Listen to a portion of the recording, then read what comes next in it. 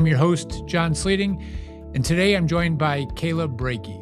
There's such a difference in life when you go from the how to like the why and the who. You cannot share your story and investigate it and get into it without being transformed yourself. Good giving is actually hard work, but you don't want it to be administrative, right?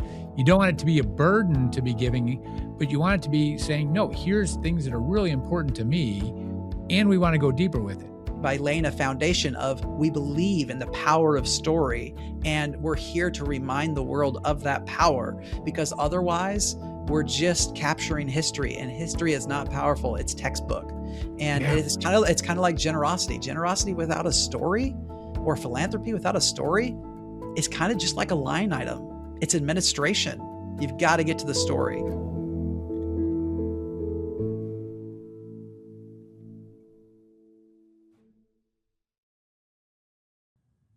Hello, and welcome to Clear Conversations, the Entrepreneurial Legacies series. I'm your host, John Sleeting, and today I'm joined by Caleb Breakey, Renown Publishing. Before I share a little bit more of an intro of Caleb, I just want to pause for a moment as we're going through this Philanthropic mini-series, and we're going to get into story narratives, to pause in terms of this episode, because this episode really goes back to a reference I've made before with Trish Oslin from Redmark. I've shared it when Katie and I did a recap of the prior years and how much this impacted me.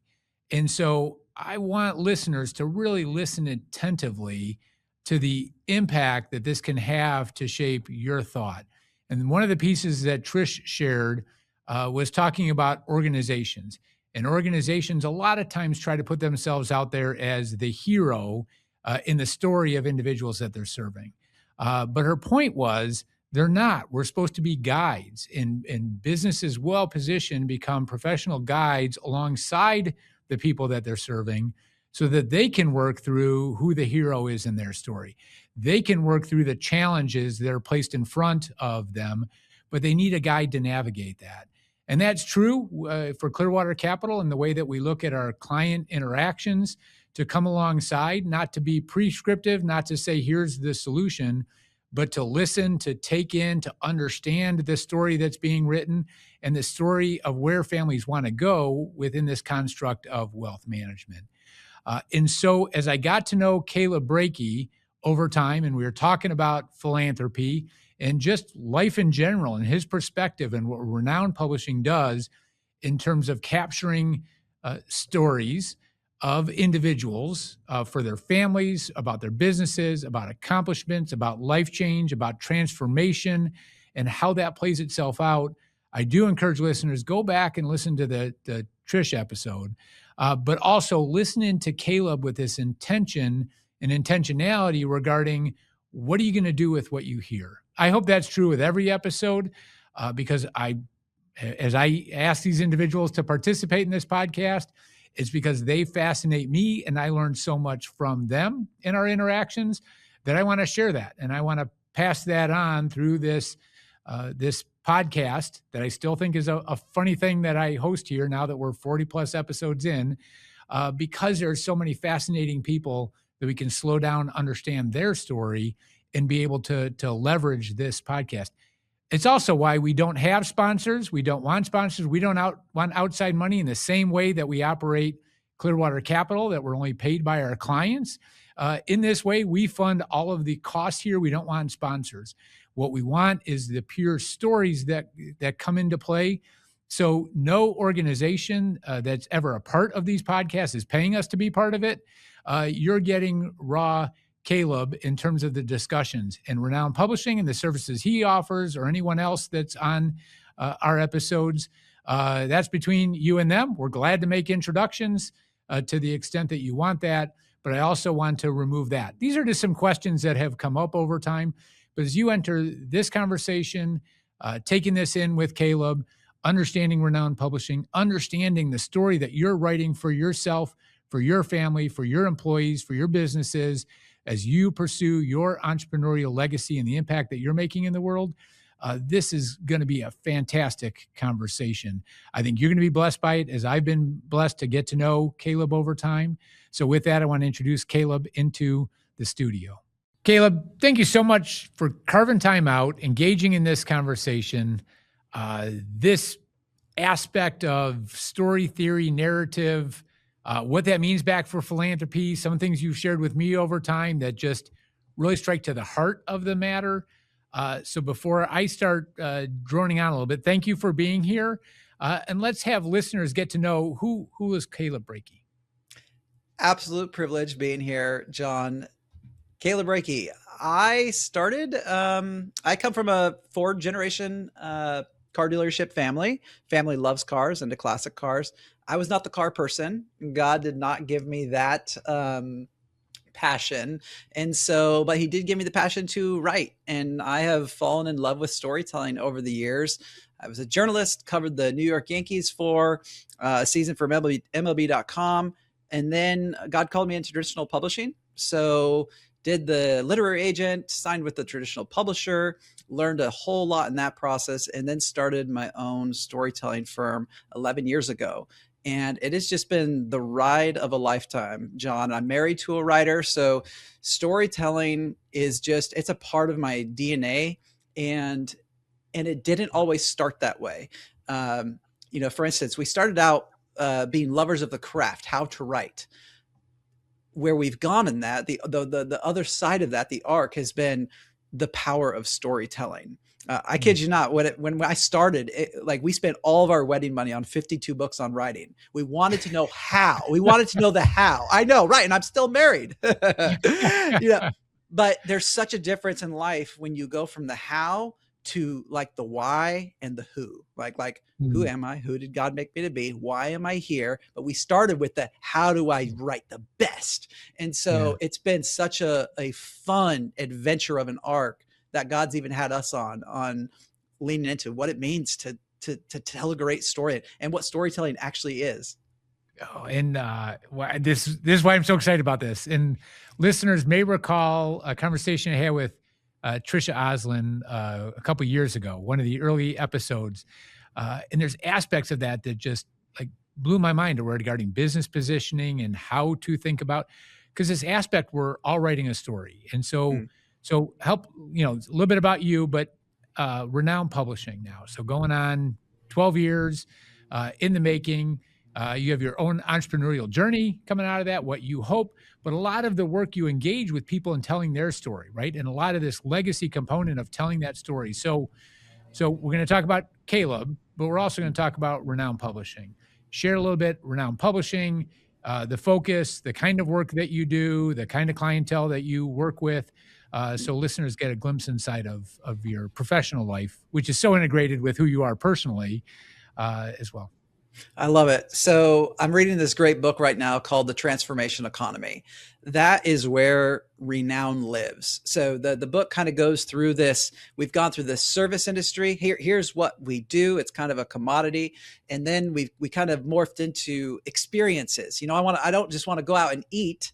I want to go out and have an experience. I want to see the water and have a nice view. And I want to have a nice steak cooked, and the transformation economy is that really what we're all looking for is transformation. So, what we do is we help people tell their story, but that's really a byproduct of what's really happening and what my personal calling is, what my firm's calling is, which is we're there to help people tell their story so that they understand the deeper through line of their life. And here's the bottom line is you cannot share your story and investigate it and get into it without being transformed yourself.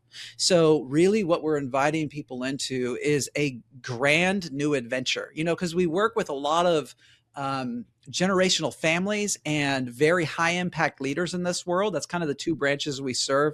One's going to be for the families carrying forward wisdom and values. The other is going to be for the builder who's doing some amazing things in this world, but they haven't tapped into their story, which is really the foundation of their influence. And especially with future generations and with AI, Our story is the most human, untouchable thing about us that's going to skyrocket in value. So it's not just like a for yourself. It's actually, this is like where our economy is going as well. If you don't know your story, you're really falling behind. And so when you know your story and you know how to excavate it, that's the word we use at Renown, we are digging for the gold, because when you can know your story and share your story, you start to see the through lines and even the warts, the hard things you've gone through. Even like what I mentioned earlier about, hey, like I started out just learning the how. I wanted to know how to write the best. It was more about my ego than it was about like what is really the power of storytelling. How could it serve the Mm. world? And so when you tell your story, you're winning at a new game. You may have built a business that has done billions. You may have been great at financial wealth, but like the true wealth is well-being. And you can't capture wealth as well-being unless you intimately know your story. And once you do intimately know your story and it starts to go from just awareness, you know your story, to like you're changed by it, Yeah. you start to give something different to the world. You actually show up differently. Your countenance changes. Your energy changes. I know that sounds a little esoteric. I'm married to an amazing woman who is she has a deep introspective layer to her life, and so that is the heart of Renown as well. We're going deep introspection, but it's not there just to look at the past. It actually is there to look so that you can change your future and your growth. I like it. I think it was Socrates who said, the unexamined life is not a life worth living. Examination isn't just about looking in the mirror. It's actually the way to grow and change and go on a new adventure. And that's what Renown's all about. Well, and so this, this title over my shoulder right here, Entrepreneurial Legacies. So when you think about this term legacy and all the conversations that you've had, and I want to come back to the family track versus the business track, right? And the business leadership and building paths and how those stories play themselves out. When you think about maybe the business path as entrepreneurial legacies component, which is a lot of family owned businesses too, how do you think what's emerged for you as a definition regarding what is legacy? I think, legacy, I think it was the Greeks who said something along the lines of like, we can't have a conversation so we have a definition of terms. Legacy means a lot of things to a lot of different people. Yeah. And I would say, I think of legacy less about what I accomplished and am leaving behind and more about who I became and how I gave that to others around me. Mm. One of my friends recently went to, and this is his family comes from one of the largest strawberry producers in the United States. And he went to a convention where dad was being honored, getting an award. And at that award ceremony, he gave a speech, gave a presentation. My friend, who's in his 40s, hadn't heard about 70% of what his dad shared that night, even though he was sharing it with a room full of strangers. His kids hadn't heard about 85% of what dad shared that day. And so I share that because our real gift, our real story is who we became. That's the real gift. Like I've heard it said, like, we should be, good stewards of our resources. We should good stewards of our time, our talent, our treasure. We have to be good stewards of our story, who we became. That is truly the gift. If you don't share who you are, then you kind of create this gap of you're Superman or Superwoman. Because if you've accomplished so much in life, if you've built great wealth, great businesses, if you've won all the awards, got all the accomplishments, but there is no how did you grow and change as a human, then you're not going to be able to connect. Because here's one thing. I worked and lived in retirement apartments for 5.5 years of my life. This is how I went from becoming a journalist into traditional publishing. That's how I funded that process. And at the time, again, I was just thinking of like, wow, what a great opportunity for me to get what I want, when the real gift was actually in the living at those retirement apartments. This is why I've loved getting to know you. So when you say the who you've become, in some ways, to me, that could imply a bit of a past tense, but I don't think that's your spirit, at least as I've gotten to know you. It's really that who you're becoming, the ongoing process of life in general. So when you think about that, the legacy in and of itself is backward looking, but the who you're becoming is an active participant in that story. And so just, in that, I'm trying to reconcile a couple things in my mind. How do you play off of those words a bit? So, who you're becoming, one of the most challenging quotes that that my wife shared with me, and, we've been married 18 years, but we got married very young. And so we had a lot of growing up to do. And the quote was this: it said, "You marry 100 people in your lifetime. Some of us are lucky enough for it to be to the same person." And the point of the quote was that we should always be growing and changing. Mm, Your own brain doesn't develop fully, I think, until you're 27. And we really shouldn't stagnate in life. We should always be growing. We should be curious. We should be creative. Life shouldn't look the same today as it does in 10 years for you as a person. And so who you're becoming is this gift of what I would call the human experience.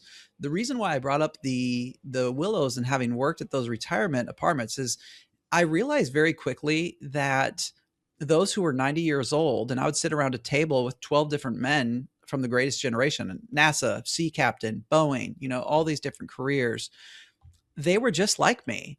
They were just older. And the only thing that changed about their life experience here on Earth was the context. Maybe they didn't have the microwave. Maybe they didn't have, colored television and so forth. Just as, right now we're just stepping into AI. At some point it's going to be like, wait, you didn't have AI growing up. So things change around us, but the human experience, what I've found after interviewing thousands of people, is that it's very, very similar. It's very much the same. You're mm, tapping into very deeply human things that are true, whether it was true 3,000 years ago or 3,000 years in the future. There's grief. There is hardship. There's hope. There's joy. There's getting your first job. There's having your first breakup. There's having that first miracle in your life that you really can't understand how it happened or why it happened. And when we share who we're becoming, um, other people around you go, "Me too." And it closes this gap, because that was the saddest part about that job at the Willows, was that I got to experience the best of this humanity, 90-year-olds doing great in life, sharing stories, sharing about their life, about how they formed in their career, their family, their views, all these things. But when family came, the conversation stopped, like as if it was a train that someone just slammed all the brakes on.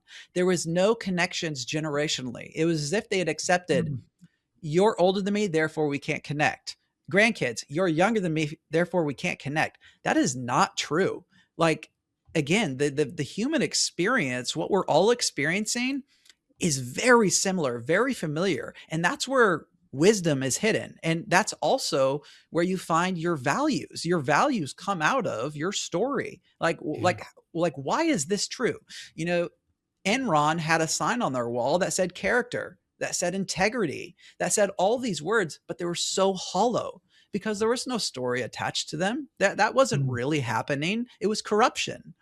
And so a lot of the times mm, we never do that for ourselves. We go, "Oh yeah, faith, family, friends, fitness, finance." We throw it up on our wall, and there's no real. It's more aspirational than it is lived experience.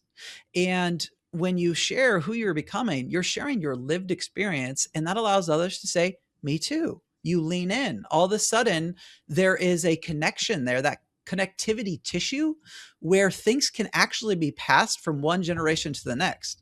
So if you're not sharing who you're becoming, you're pretty much inaccessible, and you're not going to go on this great adventure that yeah, is yeah. available to us.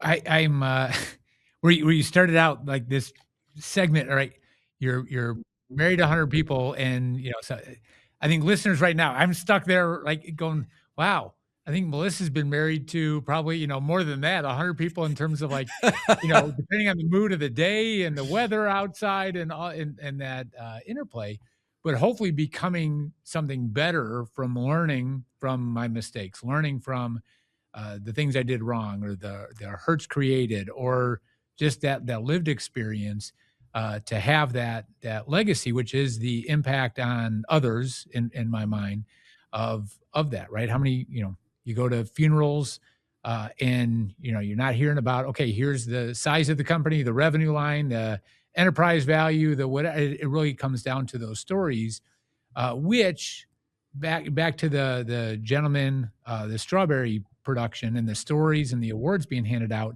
and not knowing most of those stories. What a blessing to hear that during your lifetime. Because unfortunately, a lot of those things get shared at the funeral and people being like, I never knew that about my mom or my dad or, uncle, sibling, whatever it was. And that's unfortunate, right? Because that's when the stories get shared when you get together, right? Weddings and funerals. And so I just love that in terms of the human experience, the who you're becoming, but also being in that transformation and that transformation daily, right? In terms of hopefully being better today than I was as a person yesterday or the days before. You mentioned the words on the wall, and I'm just, so for Clearwater Capital, our purpose is so that our clients live with joy, confidence, and a spirit of abundance. Right? That joy, the confidence, the spirit of abundance. And there's a mindset that comes behind that more than it being about our purpose is to exist where people have their best estate strategies and financial plans and risk strategies and investments.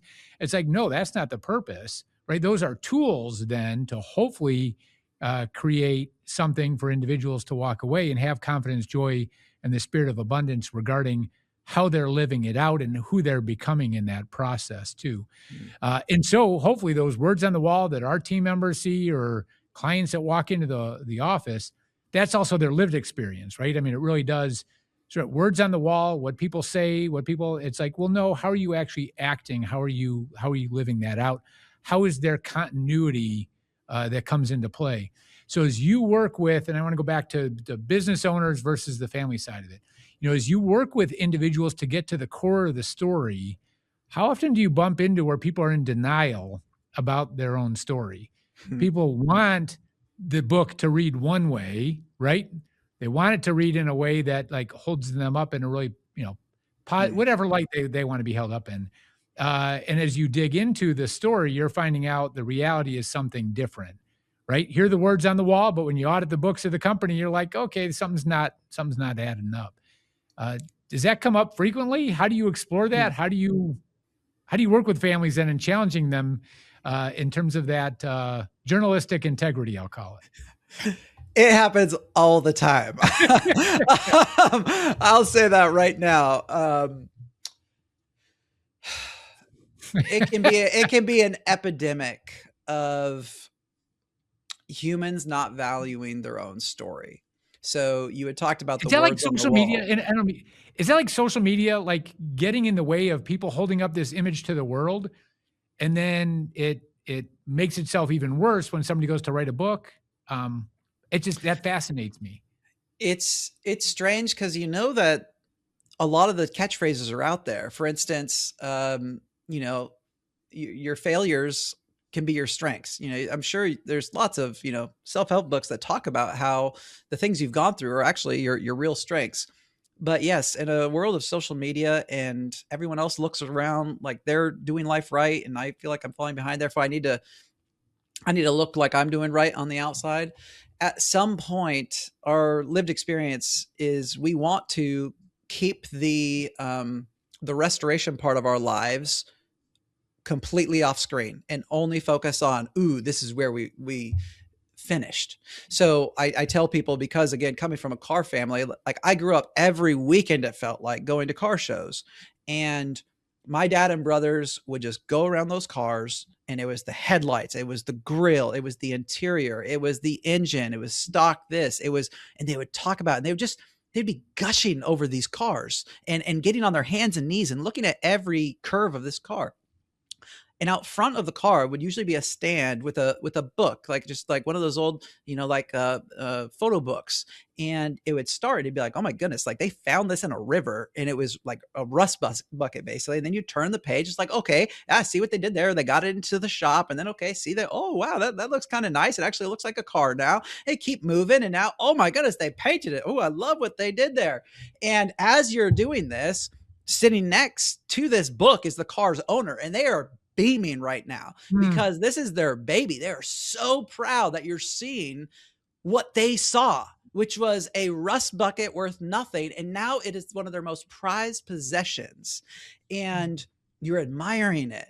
And so one of the ways I got to my own vision, mission, values, which took me about a year, because there's a big difference between aspirational and lived, is I believe that the vision for my life and my company is to that people everywhere would value their story with a divine purpose. I Mm. say divine because you have to sometimes in this world scream for someone to hear a whisper.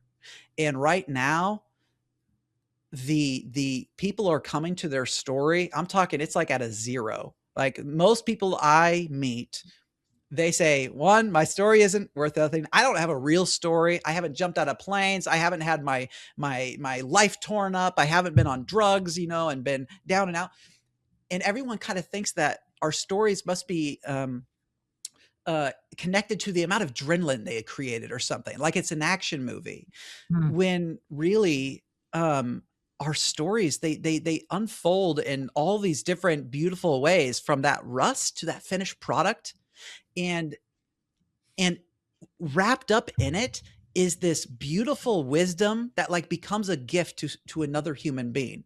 So for Right. instance, I like to call it like one of the tenets of our storytelling is the hero's journey. I call it the human experience. And at the very beginning of that is who are you at the very beginning of the story? And guess what?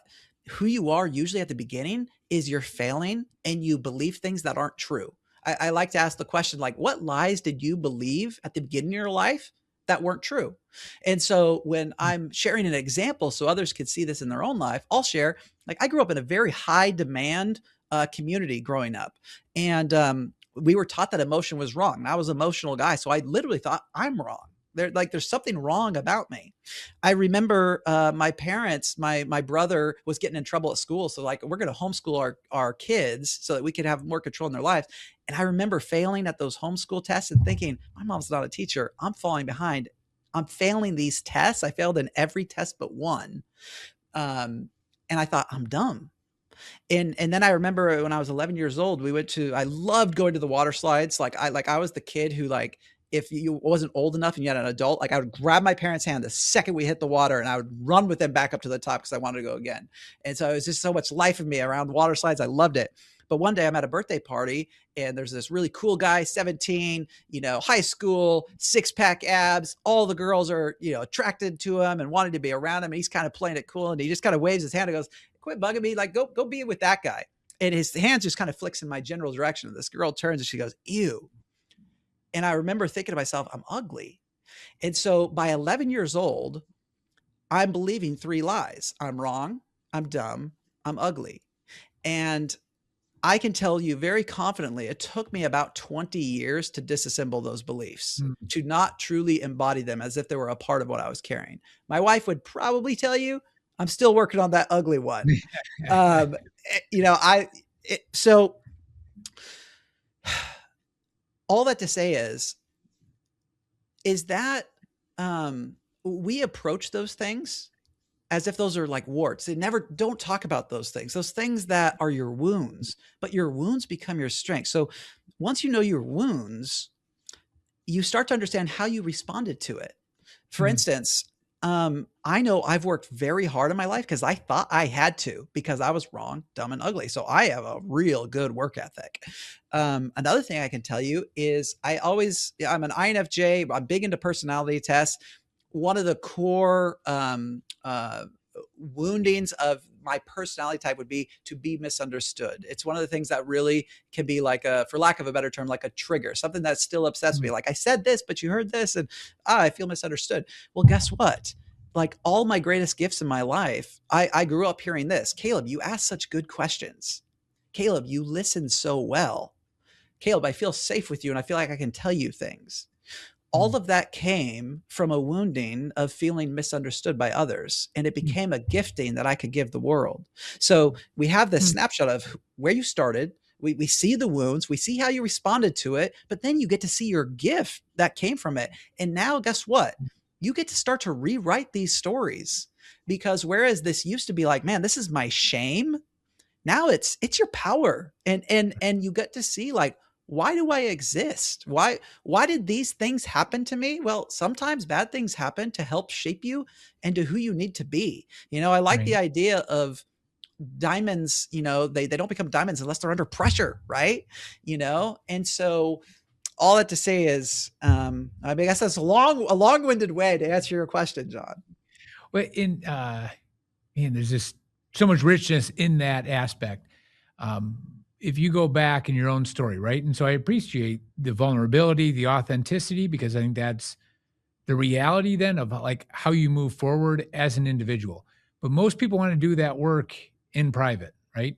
And they don't want the world to know, right? They don't want that as part of the book. Cut that part out of the book, right? Let's leave that in the cutting room floor. You even mentioned, right, that constant going through, decades. I mean, it's still this aspect of going, it's still part of your story. It never fully goes away. Maybe the negative gets diluted over time as the positive, is filling up, or you understand that giftedness.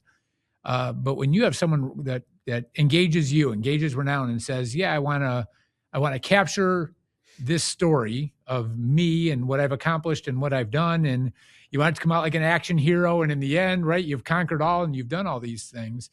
You don't have 20 years to have somebody work through that process.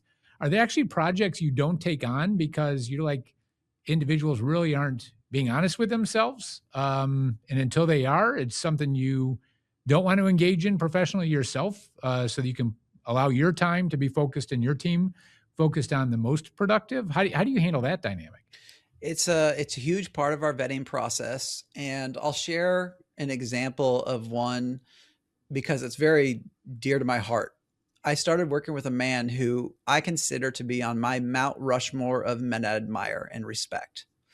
Um, he embodies love, and he sits on the board of the King family, Martin Luther King, and he wanted to teach what his life has meant. Why loving those who are different from you, what he would call the other people in your life, why that is so important. And he wants to give this gift that he has to others, and it makes a lot of sense.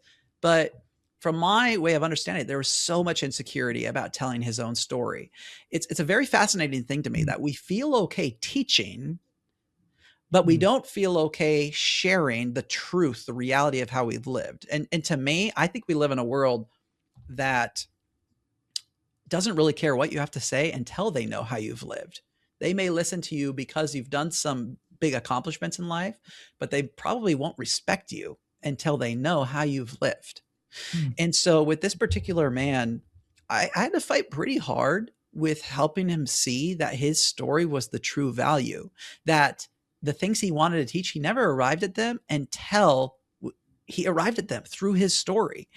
For instance, his story starts with his relationship with Mary, who, his dad was into certain things, at a racetrack. He was busy providing, and mom was pretty much overwhelmed with three kids running around, and they needed help around the house.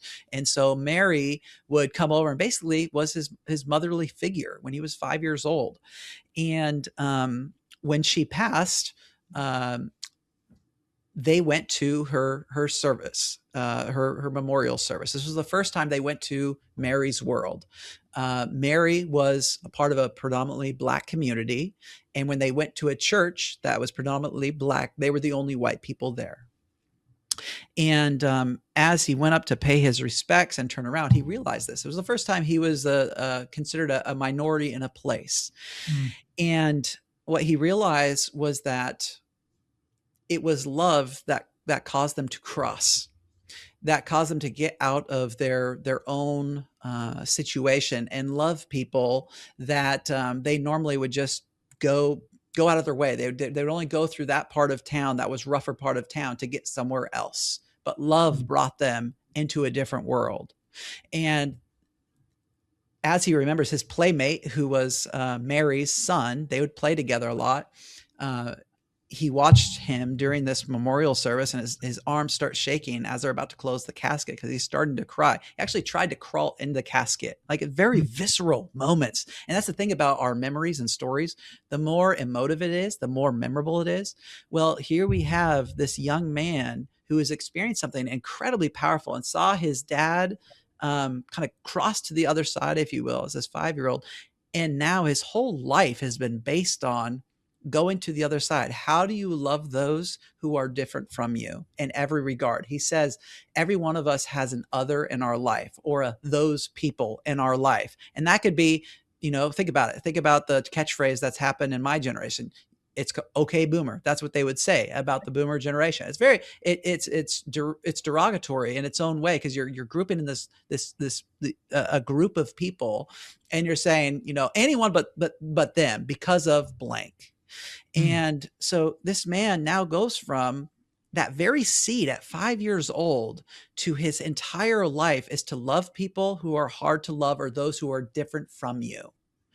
And now he sits on the board of Martin Luther King, who brought racial reconciliation to our country. I mean, how amazing is that? And there's so much more to his story. And frankly, there's a lot of good stuff in there that continued to teach him how, like, hey, this time I was the other, this time they were the, he goes at it from many different angles. But if he would have just taught that, how often have you heard, hey, love other people? That's a good thing to do in life.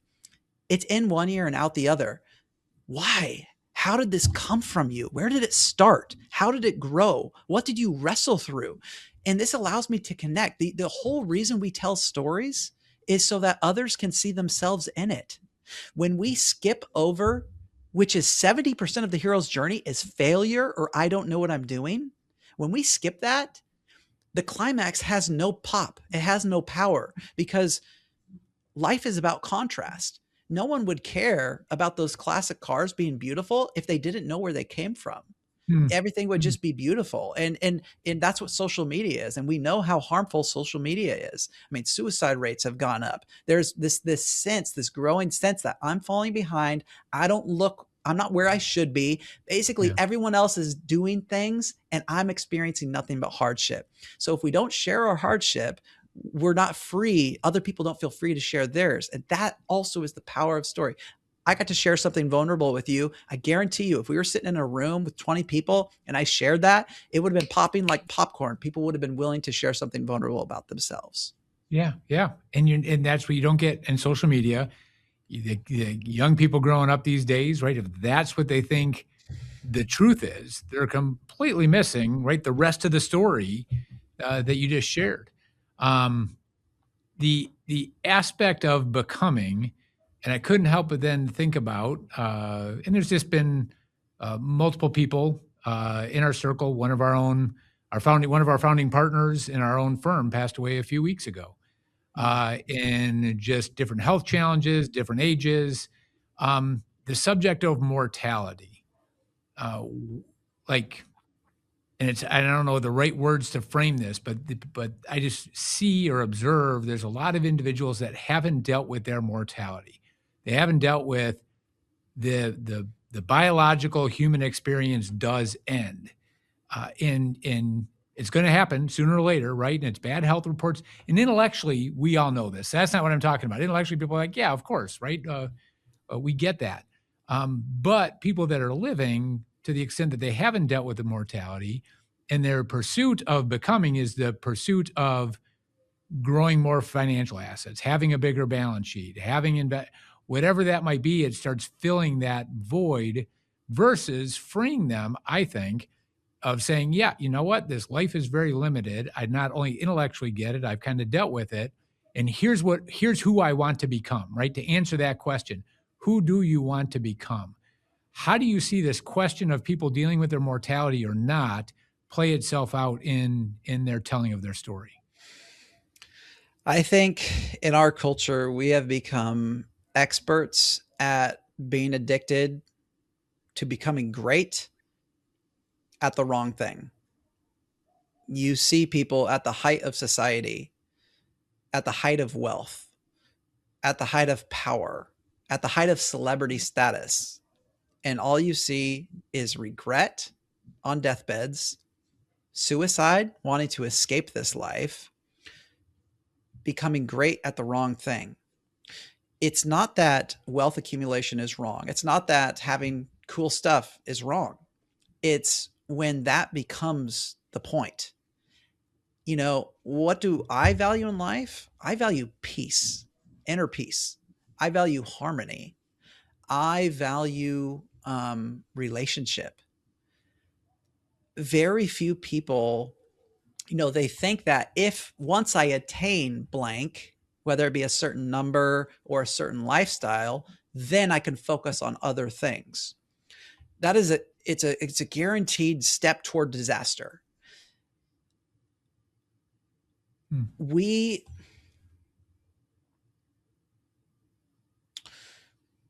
trying to think of a good way to put this. I think that we have sacrificed a lot of the most beautiful things in life on the altar of efficiency.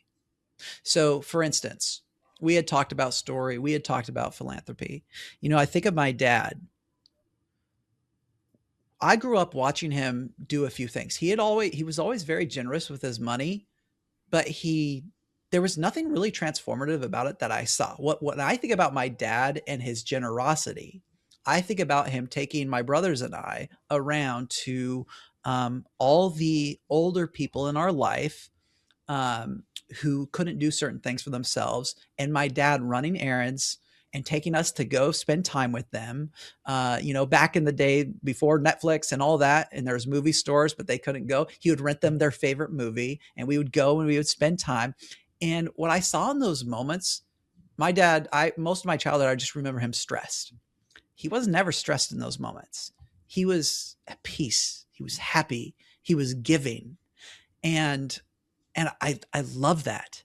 Imagine though, if he approached it like this: my time is worth more than money. And the efficient thing to do here is probably to just go make more money and give it away to something than it is to go rent a movie for someone. He would have been robbing himself and his kids of something that was real and human and lasting. Is it better to make, an investment that will make you 10 extra $1 million? Man, I can make 10 extra million and now I can give that away and be good that way. Or is it better to make an investment that breaks even or makes you 1 million, but it's where your heart is bleeding. It's where you feel drawn to. Who are you really robbing here based on, again, efficiency, numbers, more? If you don't know what the more is for, you're losing. Yeah. If the more is for something, great, let's talk about it. Let's dive into it. But if you're just accumulating, if you're just doing the most efficient thing, we don't live a life based on whoever's most efficient wins.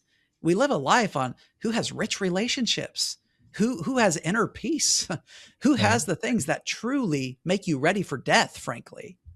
Right.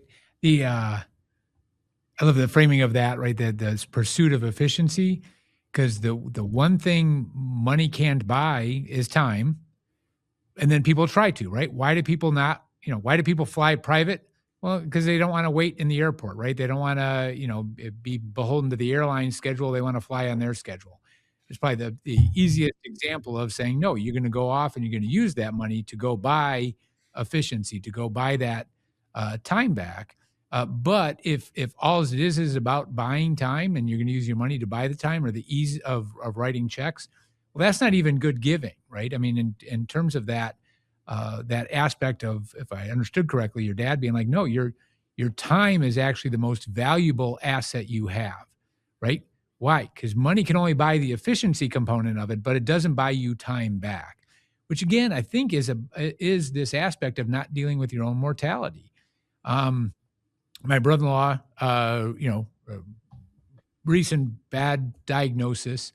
And so just his sobriety and seeing it through his eyes of as he puts it, right? All the crap that you're worried about doesn't matter. Life gets really simple when you get that diagnosis. And again, we've all know that intellectually that day's coming for all of us. And at the same time, when you're staring at it and being like, now it's right in front of you, it becomes crystal clear. And so that focus then on, well, how are you spending that time? What does that look like so that you're becoming the story that you want to write? Because every day we wake up right now being like, if there's a better place for us to be, we should be doing that versus sharing this. Why are we sharing this conversation right now? Right. Well, I believe as I've gotten to know you that people will benefit from hearing your thought process, your experience, your work. And I think they'll be better for it. That's worth my time then to come alongside you and say, let's record this episode right now. But, and I'll challenge listeners right now in the moment, wherever you're listening to this or driving, who are you becoming? Right? What is the story you're writing about your own life? You're living it every day, whether you put it down in a book with Caleb and his team. Every day you're writing the story. People are watching the movie, so to speak. And is it a great movie to watch? Is it inspiring? Is it encouraging? Is it uplifting? Or is it a tragedy? And you get to act that out on a day-to-day basis and then hopefully share and inspire. So those are the questions that are going through my mind for myself. So even though I said it's for listeners, these are things that I always, are asking myself. Is it a movie worth watching? Is it a story worth telling? And if not, you can make that change starting right now in terms of becoming the person that you want to leave a legacy in this world too. So I know I'm rambling in here a little bit, Caleb, but this is where you get the thoughts going. And then when we overlay that with this entrepreneurial journey, especially families, because we have a lot of entrepreneurial first generation wealth creation, and then their subsequent generations, and then the businesses that they've gone off and created and done. You have these two aspects. And I was with a family earlier this week. We were talking about the difference between business governance and family governance.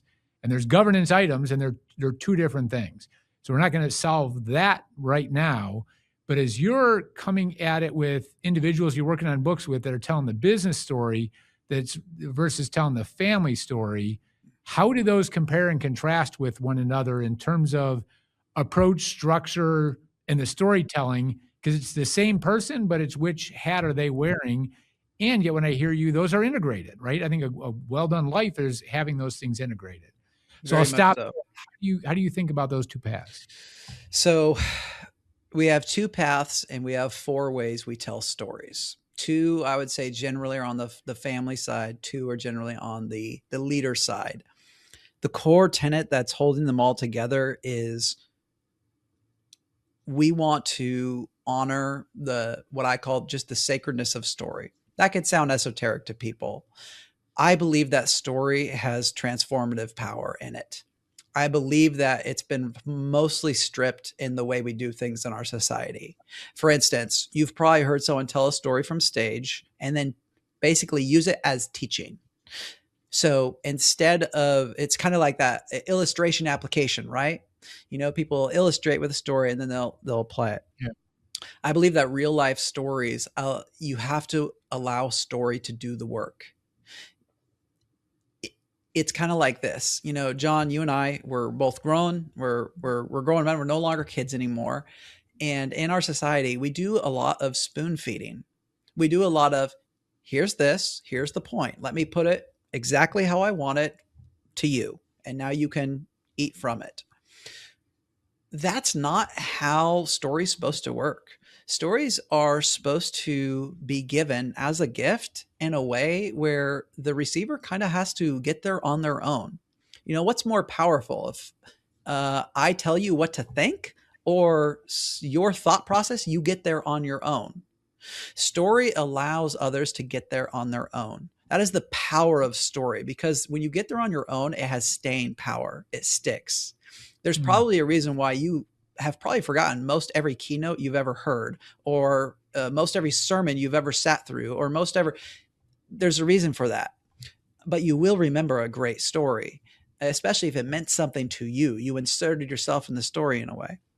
So I want to start with that as like the foundation of, we want story to do the work, lived experience to be the center of what we do.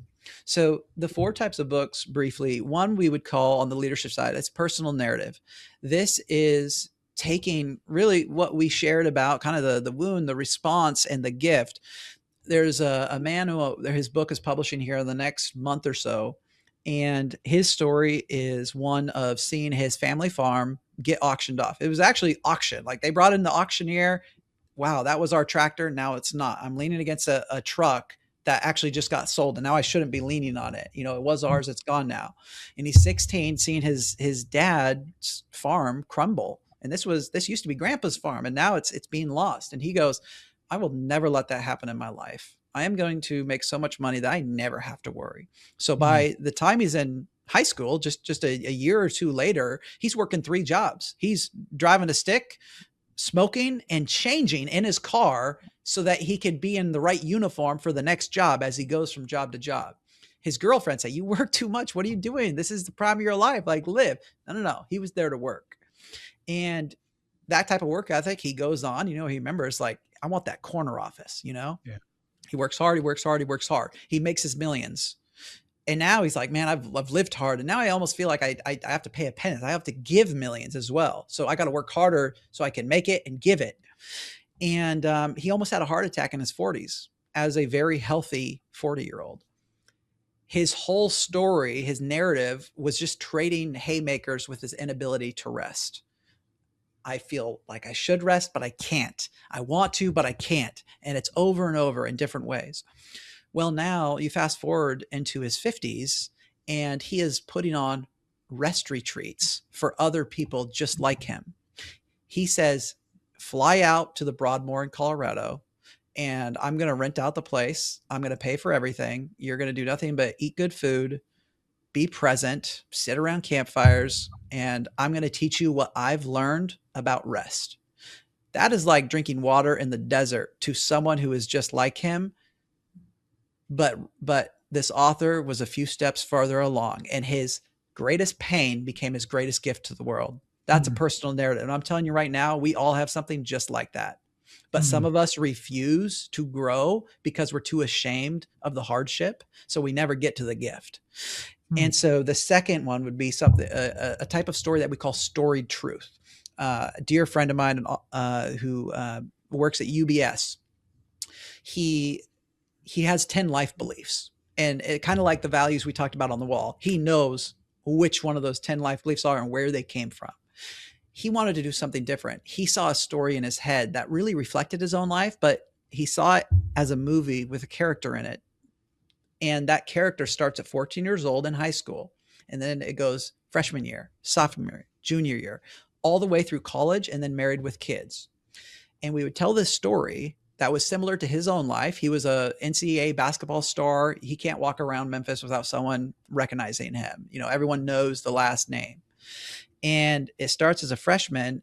And at the end of the story, every scene, every chapter is hitting one of these life beliefs. It's bringing it to life. So the first one, the law of compounding efforts. The second one is serve instead of be served. The third one, life is difficult and messy.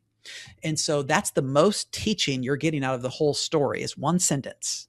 Like the meaning of something, but it's a beautiful story, and it came from his heart, his life beliefs. So that's book number 2. On the family side, we call it a heritage narrative. One of my favorite ones that we've done is a family who has 9 values in their business, 9 values in their family, same values. And he wanted to trace back, like, this is true of us, but also I want to go into my ancestry and look for where it was true of them too.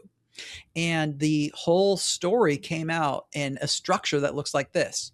Mom and dad, short note, family, future generations, sons, daughters, grandsons, granddaughters. We're telling you this story because this is important. We're telling you this story because integrity is important in this life. Tell the story. And instead of saying you're a person of integrity, no, they tell the story of when dad got a call one day and his partner was caught with a suitcase full of cocaine, and the whole business was come crumbling down, and he dropped to the ground and just shook on the floor as everything in his life was crumbling back in the 70s. His wife got on the ground in the fetal position next to him and just held him because he was so broken. He Mm. talks with his lawyer the next morning. Lawyer says, you got to declare bankruptcy yesterday. This is the only way to do this. And he didn't feel right about that.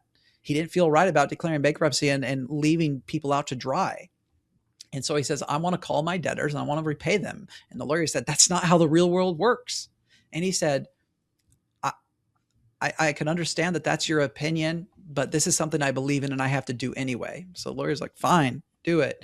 And he calls everyone he owes money to. And he says, even if I can only afford $5 every month, I promise you, I'm a man of my word and that's all I can give you, but I will pay you back. Within 7 years, he paid off the equivalent of $1 million in the 70s. Mm. He paid everyone back he owed money to. That's integrity. That's the story of integrity. And then the chapter ends with another short message from mom and dad of, this is what's in your blood. This is why integrity is important for you, future. We bless you in this. Take it in your life. Your life's going to be different than ours, but integrity is real no matter what. Take it with you wherever you go. So it becomes this gift that's pressed forward, this wisdom, this value that is passed forward. I love that. That's the third book. Yeah. Last book is what we call the founder's story. So very much like what we've talked about, there's what you've accomplished and there's who you've become. And so we're working with a very large oil-free technology company, and they could rest on the laurels of like, they're one of the world leaders, if not the world leader in oil-free technology. They are powering AC systems. And more than that, they're probably going to be the ones that are cooling all of the AI data centers in this world. But the beautiful thing is who these founders became. There was several families who believed in this. They believed in this oil-free world, and they moved multiple times together to different cities, together communally, to see this vision come to pass. And there was a lot of hardship in there. Who did they become? How did all the pieces come together? So the founder's story is less about what we've accomplished and more about who we became. And it really all comes down to this. In this world, we're really good at understanding our history. What happened, who did what, and so forth. That is not story. And unfortunately, and that's not legacy. And unfortunately, we're calling that the story and the legacy. But history informs, story transforms. And you don't have story unless you know who was transformed. All your favorite movies, all your favorite books, someone started somewhere and they ended in another place. That growth that happened in between is the story. It's not the accomplishments. It's truly the embodiment of the joy is in the journey. It's the ups and downs that shaped your character and made you think, and you had to pivot. And we have glossed over that in our society. We've lost the power. I think I started this answer by laying a foundation of, we believe in the power of story, and we're here to remind the world of that power, because otherwise we're just capturing history, and history is not powerful. It's textbook. And it's kind of like generosity. Generosity without a story, or philanthropy without a story, is kind of just like a line item. It's administration. You've got to get to the story. And we're going to come a little bit deeper into philanthropy in a moment, but I can't let this, moment go. Several items. One is the narrative side of it.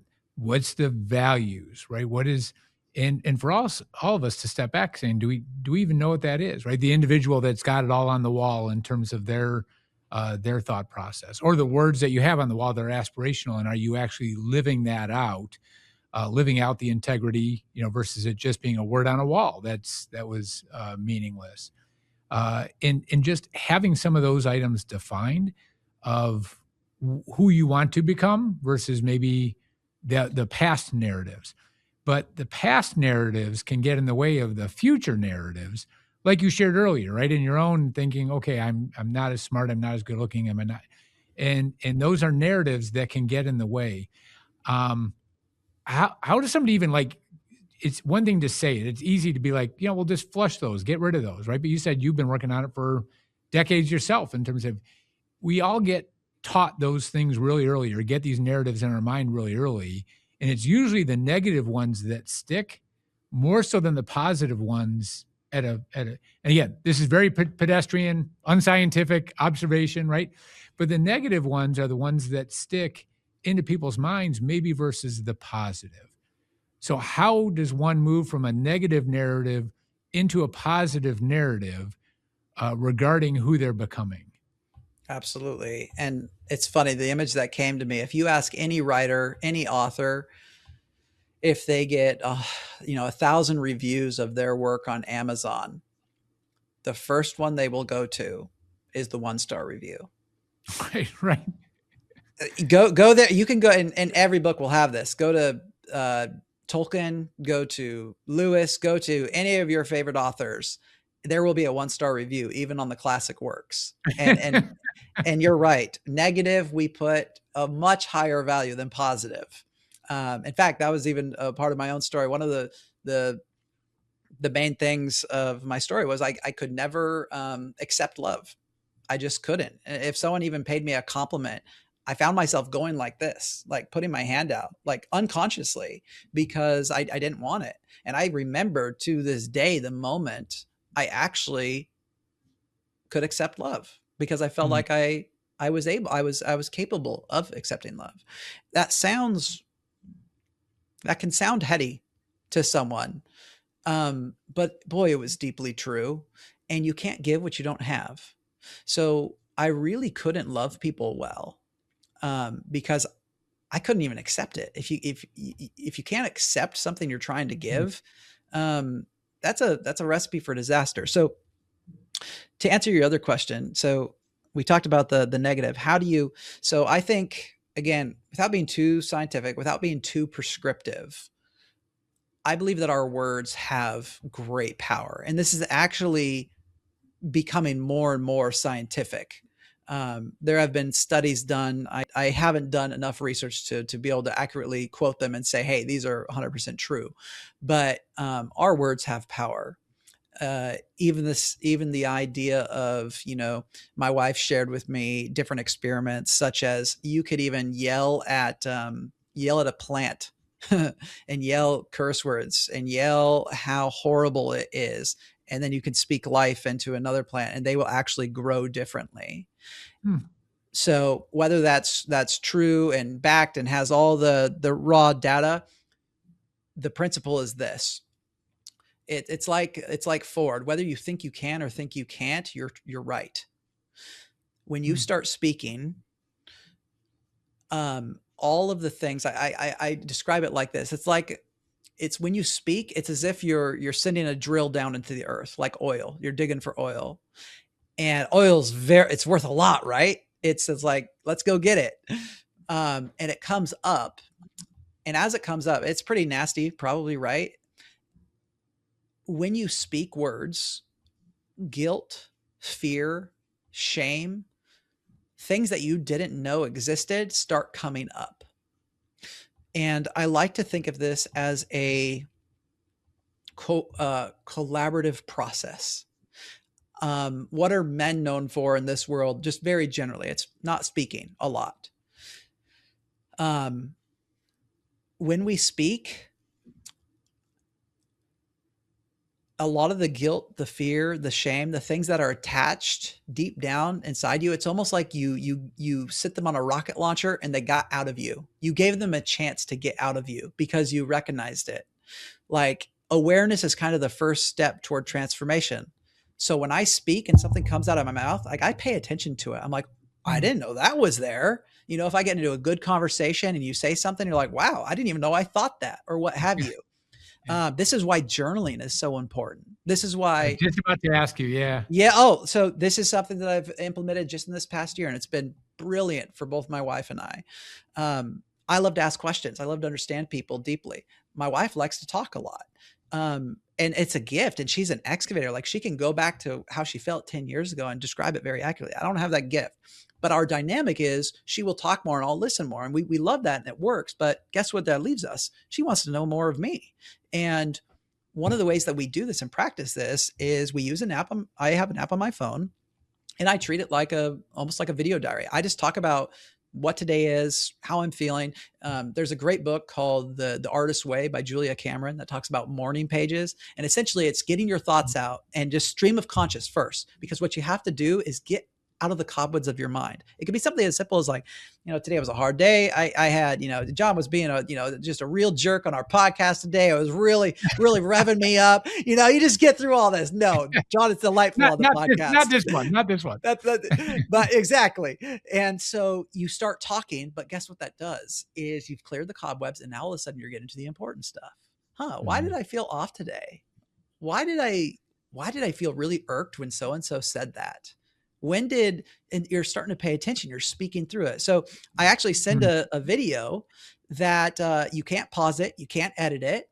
And guess what? That video, I talk as if I'm just talking out loud to myself, but that video gets sent to my wife as well. So she gets the joy of saying, man, what's going on in Caleb's head and heart right now? Like what is he thinking essentially? And what is he processing? Cause I process a lot. This is always happening on the down low. And so once you start speaking, you get through those cobwebs. What you think is not important, like, oh, my laundry list, and I got to pick up so-and-so at 3. And once you get rid of all that, you get to the real stuff that's going on. And again, that's where the negative things that are attached, that are happening inside you, they have the opportunity to get out of you. And all of a sudden you become aware. And awareness is the first step to, man, like, what if I don't have to be holding on to that anymore?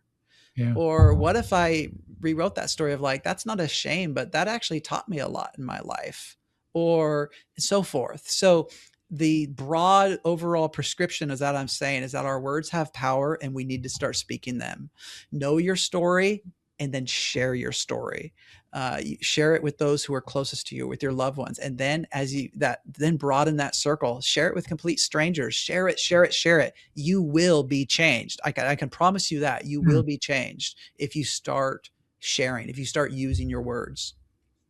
And if I recall what you had mentioned earlier, you said that history informs, but story transforms. And one of the aspects, I think, of the world around us, again, to pure observation, this concept that knowledge is becoming a commodity. It used to be, right, if you had better data than somebody else, you had an advantage, right? And then that data being transformed into information, and now that you have information, it moves beyond the data. Then you move into knowledge. Now we have knowledge, but in this world now, and on people's phones, and young people, really quickly, you can access. It's amazing what you can access and have assimilated for you in knowledge. Right. So whether it's, memorization or facts or restating or having some historical context, back to the informing from history, having historical context from all kinds of resources around the world is becoming a commodity. So then the question is, well, where does value come into play? And value comes in, and I know it's a word that you use often too, in terms of describing the work of story, which is wisdom.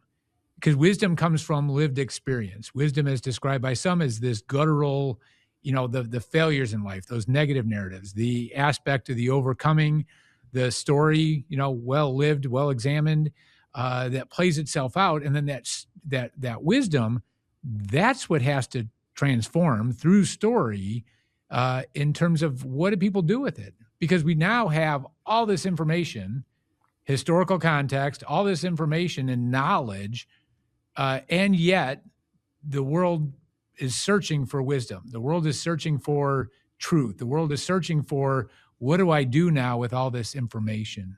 If you take that word wisdom, how do you unpack that further, given the work of story? I think that it's interesting. When we write, we have a methodology behind every chapter, everything that we write. And wisdom's a part of that. But there's a great quote by, I believe his name is Jeff Goins, and he says, every story should have a point, and rarely should it ever be said. Wisdom lives in story, because when we tell good stories, we're embodying the truth about humanity and the most positive things about humanity even if those are what to avoid or what to do. Wisdom is a guide. It's a guiding light for our lives, what to do, what not to do. But again, efficiency would be, hey, I know it. Now I'm going to tell other people to know it. That's very different than getting somewhere on your own. That's very different from seeing the reality of like, what is this wisdom in this story? What really happened here? And then making it true within your own context. It's different. So every story should have a point, but rarely should it be spoken.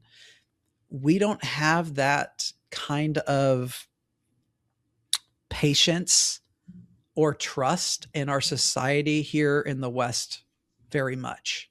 In the East, they usually tell stories and they're giving you like it's an Easter egg hunt, like go find it, go find the wisdom. It's a beautiful process. But here in the West, we're like 5 bullet points, baby, learn them and you're going to live right. But as you know, we've had libraries for years. That didn't mean everyone was the smartest person in the world because they knew everything. And now I remember when my parents said, you won't always have a calculator in your pocket. Well, that happened. And then it got even more than that. Now we have the ability to know everything about pretty much anything with the rise of AI, and we're just getting started. And so we have to get back to that. It's not about what you know. Like I've heard it said, like there's data, here's all the points. And then knowledge is like kind of making sense of the data. And then wisdom's like, how does that actually apply in a way that changes my life and I move forward, active living with it? And I'm probably butchering the context of that quote, but those are kind of my thoughts on wisdom. Wisdom lives in story, and it wasn't ever really meant to be something we could bottle up and give someone. Because I think every parent knows that you can't just give your wisdom to a kid. They're going to do what they want. They're looking, they're searching, they're going to make something their own. What's the best next thing? Well, it's to tell stories with the wisdom in it. And you go, here's the Easter egg hunt, go find it. Because we cannot spoon feed ourselves to a changed world. It doesn't work that way. Like one of my favorite phrases is like at Renown is we like to leave room for humanity, meaning we're going to act like humans. There's a great book out there called Predictably Irrational. Like we operate, we think we're very logical, and that if we just follow the logical, efficient steps, it will lead to this outcome. And it just doesn't work that way. You have to leave room for humanity. And I think wisdom is a key area to allow that to leave room for humanity to happen. And maybe because I'm not a great storyteller, is definitely not like yourself. And my testing scores would prove out, right? I got the math side of the brain, not the English words side of it from ACTs and SATs and whatnot. So I've got evidence that numbers are my thing. But the dynamic, right? The human experience that comes into play. So a lot of listeners might be like, what does this have to do with philanthropy? So although the story should have a point, and it should have to go unspoken, right? To be more specific about this, because it is an aspect of what we've been speaking to, which is you got to understand your own story, right? You got to understand who you're becoming. You got to understand what your aspiration is regarding that life and the story that you want to write for yourself, which includes, and I share with people all the time when it comes to all the estate planning strategy and tax planning and financial planning, right? Money goes to one of 3 places. It's your family, it's charities, and it's taxes. That's it. During your lifetime and upon your passing, that's it. Involuntary philanthropists let the taxes decide. And it's like, no, you can structure away a lot of that and choose and be wise about where that flows. But there's the piece that you added, Caleb, in our conversations, which was really thought-provoking for me, which is you can't do good giving if you don't know your own story. That's the way I recall it. So I may have, I don't want to misspeak or misquote you, but that's the way I recall it, of going, yeah, I think I agree with that. I think you need to understand your own story that's being written. It's not over today. It will be someday, back to dealing with mortality, but it's not today. So the question is, what are you doing tomorrow about it? What are you doing the balance of today? What are you doing next week in terms of continuing to write that story, taking the proactive steps, doing the right work from a technical, wealth management viewpoint, but then also looking at the world around you and say, what is the impact you want to leave for your family? What is this legacy component? How do you make that world a better place with who you're becoming? So if we take everything that we've talked about and say, no, if you apply it to this philanthropic point, you end up with the business we talked about. You end up with the family channel, which is one part of it. But then there's the aspect of charitable work. And when I say that, I think it actually minimizes the work just because it might be a charity, quote unquote, or a nonprofit. The tax status shouldn't matter, right? It's organizational excellence in terms of whatever values being delivered to society in that way that you're implying philanthropic capital towards. And I could go into a whole lot of depth on that, but listeners want to hear from you. How does this story narrative play into good philanthropy? So there's a family that I work with who I highly admire and respect around one specific area really related to this. And every year they host what they call their family's name generosity banquet. And what I love about it from the get-go is you get out what you put in. And I think we forget this in life sometimes. When they go to this banquet, they dress to the nines. They pull out the tux. They spend a little bit more than they would want to for dinner. This one family rented out an old bank vault in a restaurant. It used to be a bank, and they get it set up.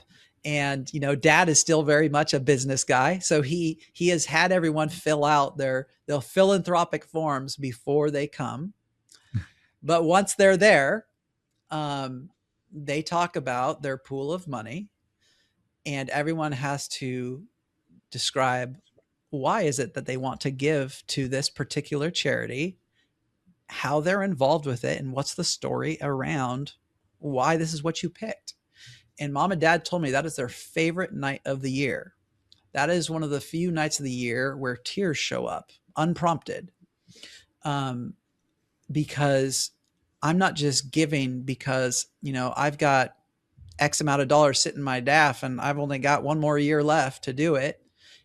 It's where's your heart drawn to? One of them, he's a filmmaker, and he got involved in this particular camp that he had been affected by, and he went and he donated his time to it, helping them create films so that they could better be, increase their exposure.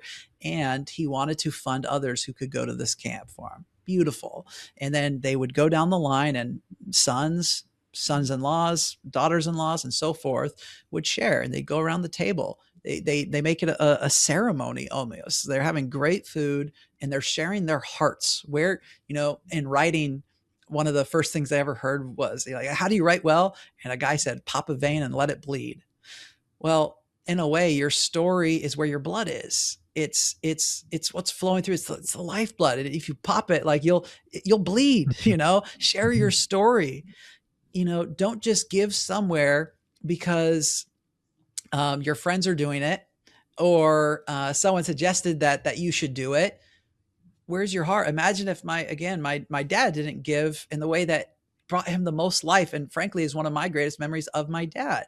He could have said, I could be doing way more with my time and resources here. But no, he went where his heart bled. There was this, and frankly, there's stories there that I haven't asked my dad that I could excavate to understand why that was so important to him. Has it always been the elderly that he's cared about so much? He's the first one to go and build a ramp for someone, who has a wheelchair, or the first person to, they go through something. He's the one, him and my mom are sitting there with them, just being there, Yeah. Why is that? So if you don't know your story, again, your philanthropy can become a line item, or it can be administration. Another great example is I met someone at a conference, and we're kind of going back and forth right now. And I just find his work so fascinating. And he works with a lot of the major denominations, churches that have huge amounts of real estate, huge buildings, and a lot of this worth. And what he's found is, the church's mission was to build communities and be there for their communities. And now it's come down to, their spaces are, it's 3% utilization. Mm. It's used on Sundays and nothing else. And the community is not better for it. And over time, the policies became less of how do we engage and increase the value of our community and be there for them and show them love. And it's become these stingy principles. Like he said, you wouldn't know the difference if you were in a church or an insurance office when you were going through the meeting of their budget and their giving and what they're doing. It's like they would, read a verse at the beginning and then the rest, there's nothing heart about it, because we so quickly will just go to safety. What's safe, what's expected, what did my friend say? Where should I put my money? Where should I give my money? All the richness is in our story. And I think that there's something at play, just as the man who I told you about who struggled with rest, how his story was for others just like him. I think everyone's philanthropic journey is connected out there to something where their heart bleeds and that the world needs. And you may say, well, the world needs this even more, so I should do that. But if it's not where your heart is. So one last story. Yeah. Yeah. One of the men I know has climbed almost every peak in the world, including Everest. He's done it, I think, 3 times. And one day when he was up there, top of Everest, he's just looking at this beauty, and he's just, wow, this is incredible. And he just feels this presence, and this voice is talking to him saying, wouldn't it be a shame if you couldn't see this right now? And guess what? In him, he felt this growing urge to help people recover their eyesight. And so he started a foundation and he funded 1,000 cataract surgeries for those who were either blind or going blind. That came from a moment, but it was his heart felt it. And we can't disconnect our heart from our head. We can't out efficient ourselves from what we're really connected to. So a long way of answering the question, John. And we spend a lot of time there. And I do believe intergenerationally, from the families that we work with and just observing it, like the family you shared the story about, the greatest way of like teaching values and teaching business skills, what makes good giving, what makes a good organization. Again, it's kind of like it's still philanthropic capital, right? And if you believe in stewardship and what it means, just giving and writing checks isn't necessarily good stewardship, right? Good giving is actually hard work, but you don't want it to be administrative, right? You don't want it to be a burden to be giving, but you want it to be saying, no, here's things that are really important to me, and we want to go deeper with it. And you can write better checks if you're actually investing your human and intellectual capital into that organization, whether you start it like the gentleman on top of Everest, or you're coming alongside it, whether it's on a board, volunteering, spending time, understanding the organization to make sure that when the check is written, it's getting deployed for the maximum return that's coming back in. So when we think about strategy and stewardship and sowing of resources within the philanthropic framework, it should be starting, from the heart, and I absolutely agree, but not disconnected from the head. And if you can bring those together, it's a great way of the family coming together to tell stories together regarding, well, this is important to me and here's why. And this is important to me and here's why. And for individuals to find their individual identity as part of a family and also being part of the collective, it's not mutually exclusive, right? We encourage people all the time. It's like, no, you should be doing your own individual giving. And oh, by the way, you're part of this family foundation. You're part of this. And here's the charter for it. And it's not one or the other, but both and how they pursue it. So you don't lose your individual identity, but part of your identity is being part of this collective that we call a family too. So I just and this we could keep going. The time wise, I'm getting the counter on the side here, looking at it. But parting words of wisdom, right? Thoughts. If people's interaction from this is that point that doesn't necessarily need to be explicit, make it explicit. What do you want people to take away from this time with Caleb? I'll share a story that I've worked on for the past couple of years, and it's the story of a grandma who has a surplus at the end of life, and what she cares most about is the relationships within her own family. So she has a son who has been that entrepreneur, has made the millions, very smart decisions, very head driven, logical, excellent at what he does, and has a granddaughter who's this man's daughter.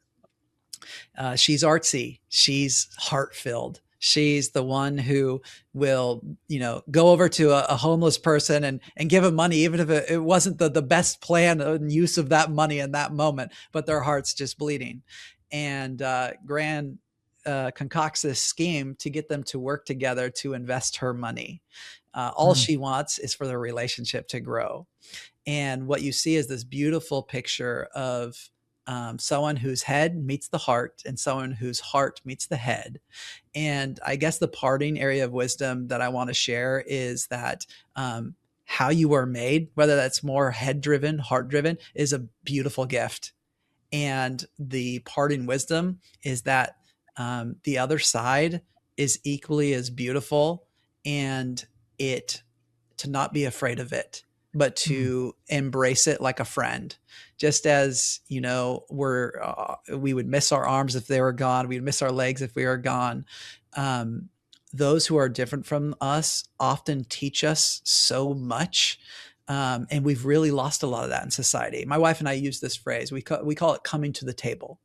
So we always want to be the couple who comes to the table, meaning, a lot of people are like, oh, you think this, or you're this way. You're a heart forward person. You're a logical person. I don't respect you, or, you vote this way and I vote this way. We can't talk. We have nothing in common.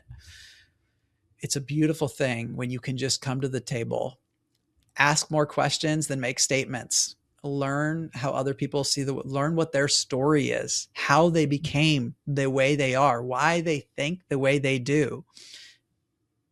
Attached to every statement is a deep story of how someone got there.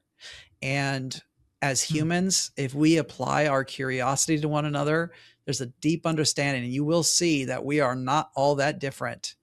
And I think that can be one of the greatest areas for us to grow as human beings. Like we talked about how it's a shame if we're not growing continually into those 100 people. Some of us have probably only grown into maybe 10 people, and we got somewhere. We're like, done. I'm done with this. I'm staying the same, baby. I'm Ebenezer Scrooge, right? But what's on the other side for Scrooge? He's tossing money out the window. He's doing, bring the turkey, baby.